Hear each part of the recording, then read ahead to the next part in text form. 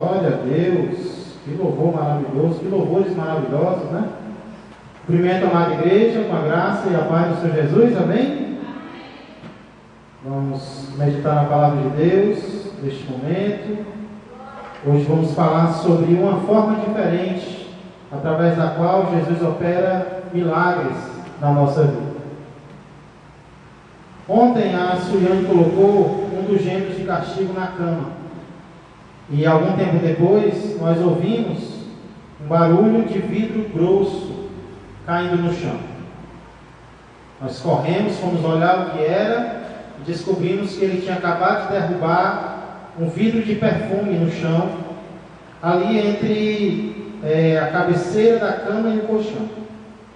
Mas, assim que nós chegamos, ele disse: deixa que eu pego. Se ele derrubou, ele vai pegar.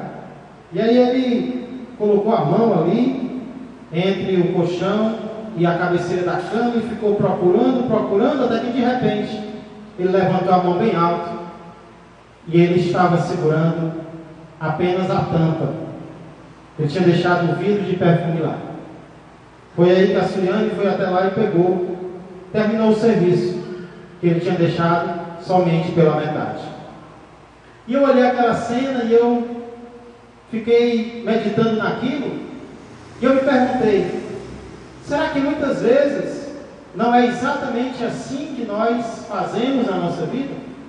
Deixamos as coisas pela metade, resolvemos apenas uma parte do que nos é dado, resolvemos as coisas por parcelas, fazemos um pouco, mas não fazemos tudo.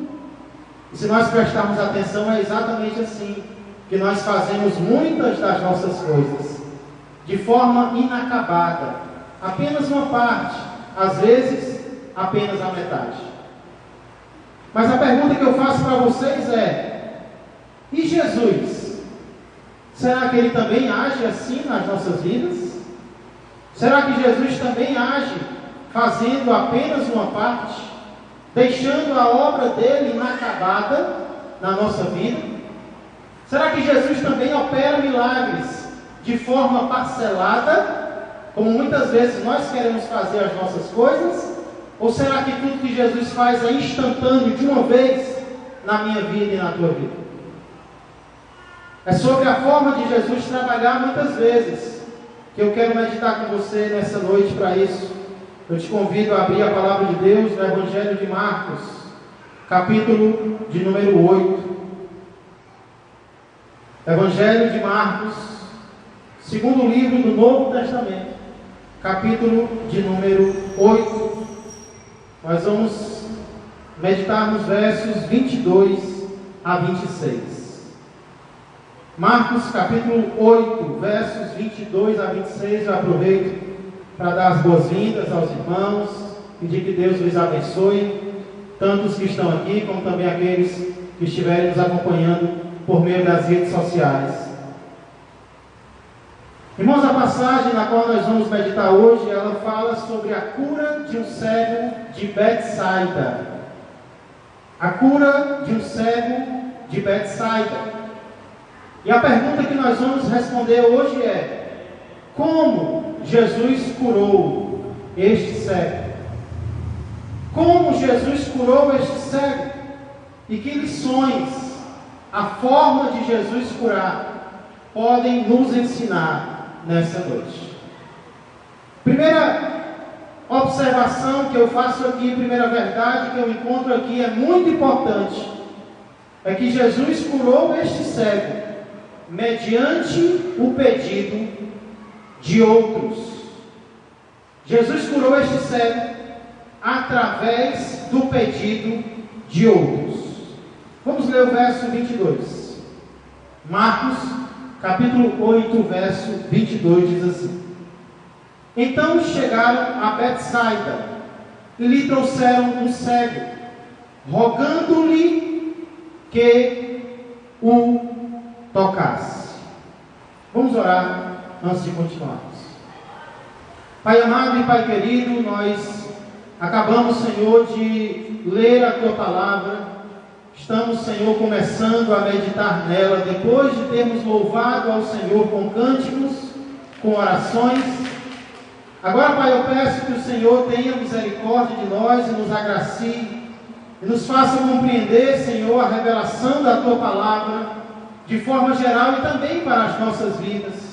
Que possamos ouvir aquilo que o Senhor quer dizer, particularmente a cada um de nós, para que saímos aqui fortalecidos e transformados, mais e mais semelhantes à imagem do nosso Senhor e Salvador Jesus Cristo, no nome de quem eu oro e agradeço todas as vezes, porque eu sei que eu não estou orando e agradecendo em vão. No nome dele, amém, amém e amém. Irmãos, quando nós lemos os evangelhos, quando nós meditamos sobre os milagres de Jesus, nós vemos que muitos milagres de Jesus foram operados a pedido de quem precisava, a pedido do doente ou dos doentes. Por exemplo, Jesus curou os cegos de Jericó. Não era apenas um, eram dois, a pedido deles mesmos, porque eles clamaram para que Jesus os curasse. E muitas vezes Jesus opera milagre porque aquele que precisa pede a Ele, porque aquele que precisa busca o Senhor. Porém, outras vezes, nós vemos também que Jesus opera milagres, não através da pessoa que precisa, mas através de alguém que ora ou que pede por quem precisa. E é esse o caso aqui. Um cego é trazido a Jesus, e em nenhum momento diz que o cego está pedindo por cura, mas aqueles que trazem o cego a Jesus estão rogando por ele. Então chegaram a Betsaida e lhe trouxeram um cego, rogando-lhe que o tocasse. Irmãos, isso mostra que não há nada de errado buscar o Senhor pelos teus problemas. Não há nada de errado buscar o Senhor pelas suas questões, pelas suas dificuldades, pelas suas necessidades. Porém, nós aprendemos aqui que não é apenas com os nossos problemas que nós temos que nos importar. Não é apenas com as nossas dificuldades. Não é apenas por causa dos nossos problemas que nós temos que ir à presença do Senhor. Também é agradável que busquemos ao Senhor por causa dos outros, por causa dos problemas dos outros, que inclusive muitas vezes podem ser até mais graves do que os nossos. O que poderia ser mais grave do que uma cegueira? E aquelas pessoas que trouxeram o cego entenderam que ele precisava e vieram até Jesus e trouxeram o cego e rogaram por si mesmos? Não, eles rogaram por ele. Sendo assim, irmãos, eu queria sugerir que em nossa vida de oração nós nos acostumemos a pedir por nós mesmos, mas nós nos acostumemos também a pedir pelos outros. E por mais difícil que isso seja, não é fácil. Eu tenho colocado diante de Deus o propósito de todos os dias orar por 5 tipos de pessoas. E não é fácil. Mas eu tenho pedido a Deus que me dê a graça de todos os dias da minha vida. Primeiro, orar por mim mesmo. Orar para que eu esteja firme na presença do Senhor a cada dia. Segundo, orar pela minha família e pela família da minha esposa, que é uma família grande, são 2 famílias grandes. Mas eu tenho também colocado o propósito de orar pela igreja, de citar os nomes de vocês em oração, de citar as mulheres, de citar os homens, os casais, os jovens, as crianças, os diáconos, os que estão firmes, os que estão fracos. Também tenho tido o propósito de orar pela nossa comunidade, pela nossa vizinhança, inclusive pelas outras igrejas, por aqueles que estão nas outras igrejas, por aqueles que não estão em igreja nenhuma, por aqueles que ainda não se converteram, por aqueles que se desviaram. E em quinto lugar, orar por pessoas fora da nossa comunidade, pessoas do nosso estado, do nosso país e do mundo inteiro. E por que, pastor, isso é tão importante? Orar pelos outros, não apenas por si. Irmãos, primeiro, porque Deus ordena. Deus ordena na sua palavra que façamos intercessões. O que é intercessão? É orar pelos outros. E se Deus ordena, pode ter certeza que Ele recompensa quem obedece. Se Ele te manda fazer algo, pode ter certeza que se você obedecer, Ele vai te recompensar. Em segundo lugar, eu vejo aqui que Jesus curou o cego com um cuidado impressionante. Lê comigo o verso 23. Trouxeram a Jesus o cego. O que foi que Jesus fez? Verso 23. Vocês estão me ouvindo bem? Amém? Aí atrás. Jesus, tomando o cego pela mão, levou-o para fora da aldeia, e aplicando-lhe saliva aos olhos, e impondo-lhe as mãos, perguntou-lhe: vês alguma coisa? Irmãos, vê se vocês concordam comigo, mas nós temos a moda de achar que ninguém ama os nossos como nós. Não, ninguém ama a minha família como eu amo a minha família. Mas aprende uma coisa: como foi que Jesus tratou o cego aqui? Você percebeu? O que foi que Jesus fez? Jesus assobiou para o cego? Foi? Jesus gritou para o cego? O que foi que ele fez? Pegou pela mão e o levou para fora da aldeia. Vamos já ver por quê. Lá, o que foi que ele fez? Ele passou saliva nos seus olhos, impôs sobre ele as mãos e perguntou: você está vendo alguma coisa? Olha o cuidado de Jesus aqui. Pegou o cego pela mão, cuidou do cego. Irmãos, aqui eu vejo que ninguém ganha de Jesus no quesito amor. Ninguém ganha de Jesus no quesito amor, porque se aqueles que levaram o cego a Jesus o amavam, Jesus amava o cego ainda mais do que aqueles que o levaram a Jesus. E uma lição que eu aprendo aqui é que ninguém nos ama mais do que Jesus. Você tem parentes que te amam? Você tem amigos que te amam? É bom ter pessoas que nos amam, mas precisamos entender que nenhum deles nos ama tanto quanto aquele que nos criou e deu a vida dele por nós. É por isso que se Jesus nos ama mais do que todos, também o nosso amor a Jesus tem que ser maior do que o amor a todos. Temos que amar os nossos, sim, mas em primeiro lugar, na nossa vida, tem que estar aquele que nos ama mais, o nosso Senhor e o nosso Salvador, Jesus Cristo.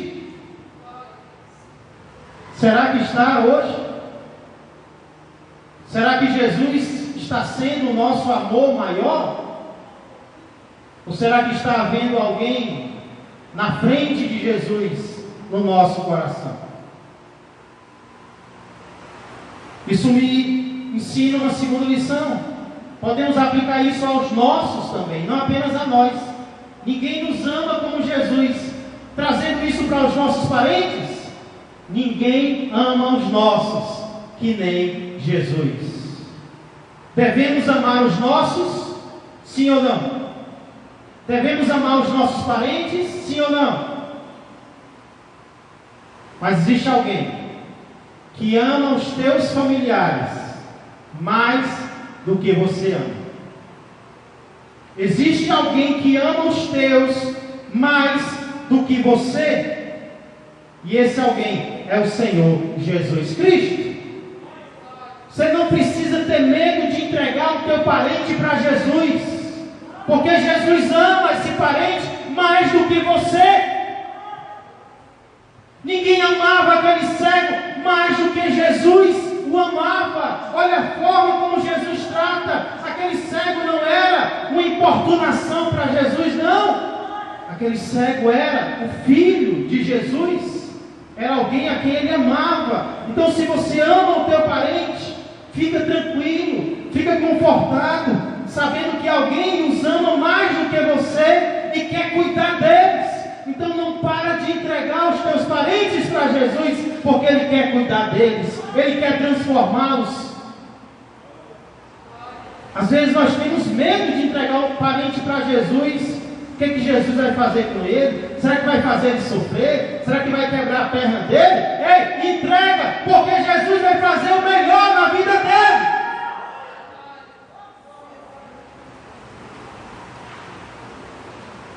Em terceiro lugar, ainda no verso 23, eu vejo que Jesus curou o cego, tirando-o para fora da aldeia. Não foi isso que nós lemos no início do verso 23? Jesus, tomando o cego pela mão, levou-o para fora da aldeia. E quando eu li isso a primeira vez, eu fiquei intrigado. Jesus precisou levar o cego para fora da aldeia para curá-lo. Mas por quê? E aí eu entendi. Se você quiser entender também, vem comigo para Mateus, capítulo 11. O evangelho anterior. O evangelho de Mateus, capítulo 11. Por que Jesus levou o cego para fora da aldeia para curá-lo? Olha que lição importante, irmãos. Mateus capítulo 11, versos 20 a 22.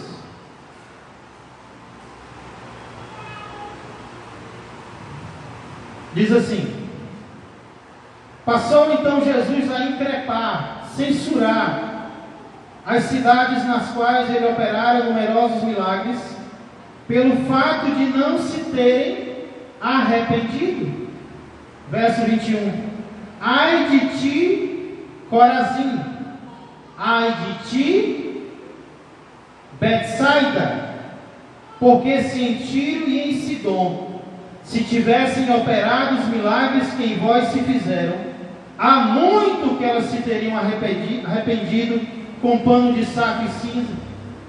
E contudo vos digo, no dia do juízo haverá menos rigor para Tiro e Sidom do que para vós outros.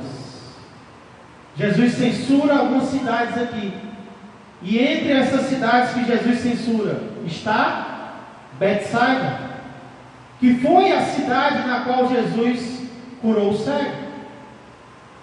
Irmãos, Betsaida, ela era uma cidade, uma vila de pesca. Inclusive, o significado de Betsaida é casa de pesca. Inclusive, era a aldeia de alguns dos apóstolos, de alguns dos discípulos. Essa vila, ela cresceu, se transformou em cidade. E essa cidade cresceu e se transformou em uma grande capital. Mas ela continuava sendo chamada de vila, porque foi assim que ela começou. Continuava sendo chamada de vila. E pelo que nós lemos aqui, nessa vila, Jesus havia operado muitos milagres. Jesus operou muitos milagres. Porém, apesar de terem visto tantos milagres de Jesus, os moradores de Betsaida não quiseram se arrepender. Não quiseram se converter. Sabe o que isso me ensina? Milagres não garantem a conversão de ninguém. Milagres são importantes, eles ajudam a ver quem Jesus é. Mas milagres por si só não garantem a conversão de ninguém. Tem gente que vê milagre e não acredita. Tem gente que vê milagre e não se converte e não se arrepende. E dentre esses estavam os moradores de Betsaida. A tal ponto que Jesus teve que tirá-lo de lá para operar o milagre fora da cidade incrédula. Sabe o que a incredulidade faz? Sabe o que eu aprendo aqui sobre a incredulidade? A nossa incredulidade pode limitar os milagres de Deus na nossa vida. Por causa da incredulidade daquela cidade, Jesus sai da cidade para operar um milagre. Então, se você não quer que a obra de Jesus diminua na tua vida e sim aumente, tenha cuidado com a incredulidade do teu coração. Pare de receber a obra de Deus com descrença, com incredulidade, porque a incredulidade é capaz de diminuir a obra de Deus na nossa vida. Que assim não seja no meu caso, e que assim não seja no teu caso. Talvez a igreja hoje está vendo poucos milagres, e nós perguntamos por quê? É porque o poder de Jesus diminuiu? É porque Jesus está mais fraco? Não, é porque a incredulidade não para de aumentar.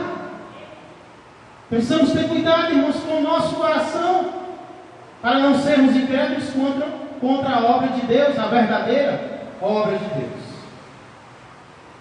Indo adiante, em quarto lugar, aqui eu vejo que Jesus curou o cego em 2 estágios, em 2 fases. Volta lá para Marcos, capítulo 8. Vamos ler os versos 24 e 25. Marcos, capítulo 8, versos 24 e 25 dizem assim: Jesus pergunta no verso anterior, no verso 23, vês alguma coisa? No verso 24 ele responde.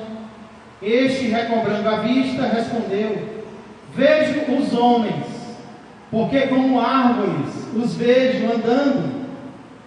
Então novamente lhe pôs as mãos nos olhos, e ele, passando a ver claramente, ficou restabelecido, e tudo distinguia de modo perfeito. O que nós vimos aqui, irmãos? Que foram necessários 2 momentos para que aquele cego enxergasse perfeitamente. No primeiro momento, Jesus faz algo e ele começa a ver as pessoas, os homens andando que nem árvores.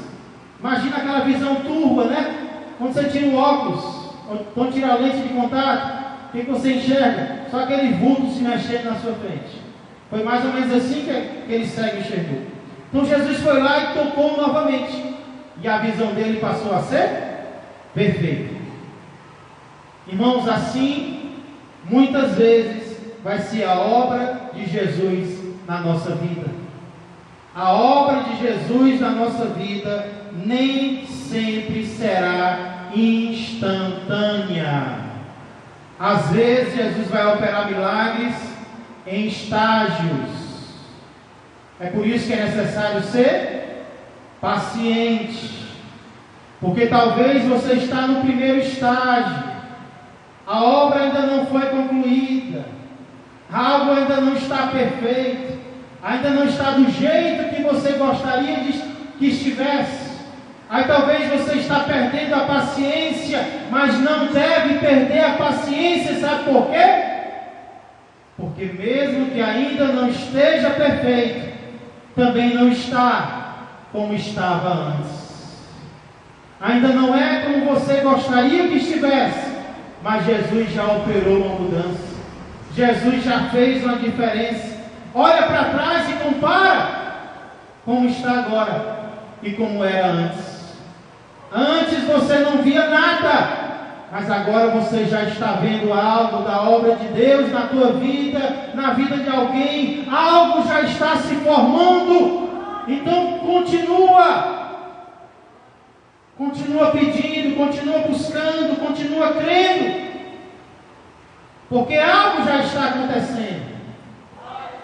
E sabe o que é melhor? É que aquele que começou a boa obra em vós há de completá-la. Desde a criação dos céus e da terra até a criação dos novos céus e da nova terra, a Bíblia mostra que Jesus não deixa uma obra pela metade. Jesus não deixa uma obra inacabada. Aquilo que Ele começa, Ele termina. Se Ele começou, Ele vai terminar. Apenas espera, apenas confia, apenas continua crendo, continua crente, continua confiando no Senhor. Ah, mas eu estou vendo turvo, eu não estou vendo perfeitamente. É porque você ainda está no primeiro estágio. Ele apenas começou a obra. Mas se você se mantiver na posição, Ele não vai parar por aí.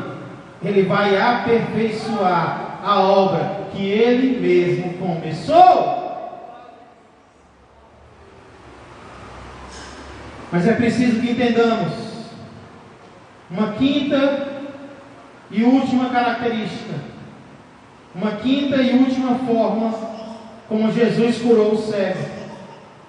Jesus curou o cego de Betsaida, ordenando-lhe que não voltasse para a aldeia. Verso 26. E mandou Jesus embora para casa, recomendando-lhe: não entres na aldeia. No verso 23, o que é que Jesus faz? Jesus tira o cego da aldeia. E agora, após operar o milagre, o que é que Jesus diz? Não volte para o lugar de onde eu te tirei. Jesus ordenou que ele não voltasse para o lugar de incredulidade do qual Jesus já o tinha tirado. Não podemos voltar para o lugar de onde Jesus já nos tirou. Não podemos voltar para o lugar de onde Ele já nos libertou. Se Ele te tirou do Egito, você não deve voltar para o Egito. Se Ele te tirou das drogas, Ele diz: eu fiz um milagre na tua vida, mas não volta para as drogas. Se Ele tirou você da prostituição, se Ele tirou você das festas, se Ele tirou você do lamaçal do pecado, Ele está dizendo: eu quero fazer uma obra na tua vida, mas quando eu fizer, não volta para o lugar de onde eu te tirei.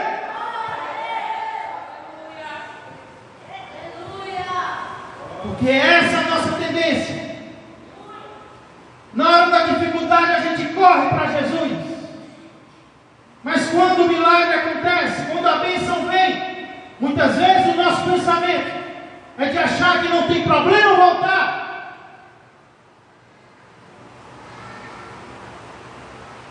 Mas o mestre está dizendo aqui claramente: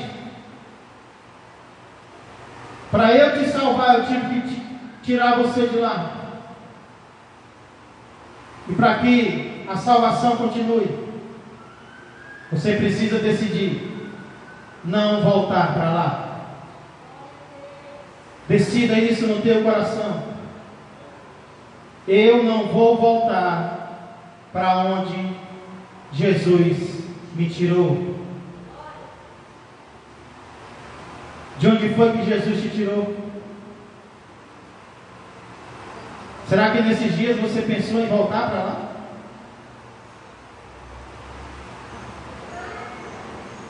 Jesus está ordenando: não volta. Não volta para o lugar da cegueira. Não volta para o lugar da perdição. Viva em novidade de vida. Jesus tem algo novo para você a cada dia. Não pense em viver no velho. Viva o novo de Deus todos os dias. Curve sua cabeça. Eu não sei que decisão Jesus está querendo que você tome nessa noite. Talvez seja a decisão de interceder mais por alguém, de pedir mais por alguém, além de pedir por você. Talvez a decisão que você precisa tomar hoje é de acreditar no amor dele pela tua vida. Talvez você tenha se sentido triste, desanimado, talvez até abandonado ou abandonada, e você está esquecendo que o amor maior jamais te abandonará. Ele é tudo o que você precisa para amar aqueles que não te amam. Ele é tudo que você precisa para ter um ministério junto a pessoas que não são amadas, porque o cuidado dele é impressionante. Talvez Jesus está dizendo que você deve sair de um ambiente, de um local que não está edificando a tua vida. Se for possível sair, saia. Talvez você precise ser paciente com o agir dele, porque ele está agindo, e ele muitas vezes não age de forma instantânea. Ele age em fases, em estágios. Seja paciente, continue esperando, e principalmente decida que você jamais, em hipótese alguma, vai voltar para o Egito. Em hipótese alguma, não importa o que aconteça, você vai voltar para onde ele, com a mão dele, guiou você, tirou você. Porque lá você era cego, lá você era um esmoléu, lá você era zombado, lá você era destruído. Mas ele te tirou de lá para te dar a salvação, a vida eterna.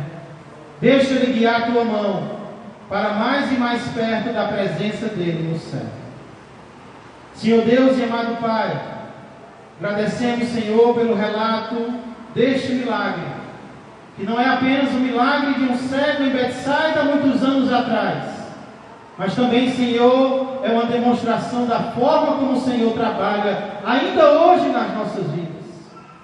E eu espero, Pai, a minha oração é que sejamos fortalecidos hoje, é que sejamos orientados hoje acerca da forma como o Senhor quer que vivamos.